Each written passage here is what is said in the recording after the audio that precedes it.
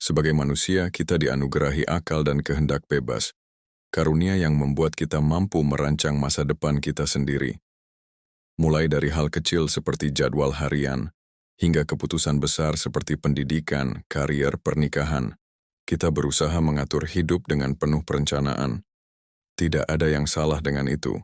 Bahkan Tuhan pun tidak melarang kita untuk membuat rencana. Namun Amsal 16 ayat 9 mengingatkan kita bahwa hati manusia memikir-mikirkan jalannya, tetapi Tuhanlah yang menentukan arah langkahnya.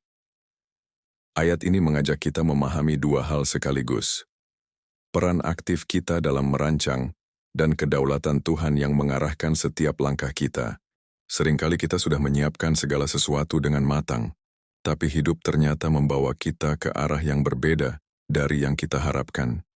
Kita pun bertanya, mengapa rencana yang sudah kupikirkan gagal? Atau, mengapa jalanku tiba-tiba berubah? Disinilah iman kita diuji.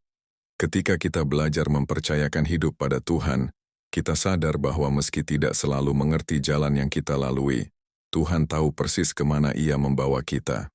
Setiap langkah kita bukan hanya hasil dari usaha dan strategi manusia, melainkan juga pimpinan Tuhan yang melihat dari perspektif kekekalan.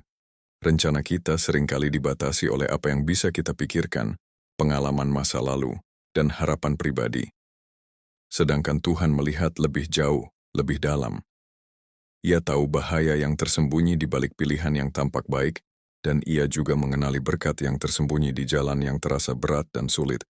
Kadang Tuhan mengganggu rencana kita bukan karena Ia tidak peduli atau keras, tetapi karena Ia ingin melindungi dan mengarahkan kita pada jalan yang terbaik.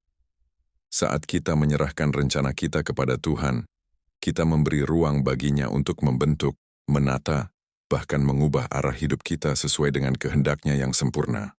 Amsal 16 ayat 9 mengajarkan kita untuk menemukan keseimbangan antara merencanakan dan berserah. Kita tetap dipanggil untuk berpikir, bertindak bijaksana, dan mempersiapkan masa depan. Namun, kita juga diajak untuk membuka hati dan pikiran agar selalu siap dipimpin, diarahkan, dan bahkan dibelokkan oleh Tuhan. Bukan berarti kita pasif atau menyerah, melainkan iman yang aktif, merancang dengan usaha terbaik sambil tetap berkata dengan rendah hati, "Jika Tuhan menghendaki, maka jalanku akan berjalan sesuai dengan kehendaknya."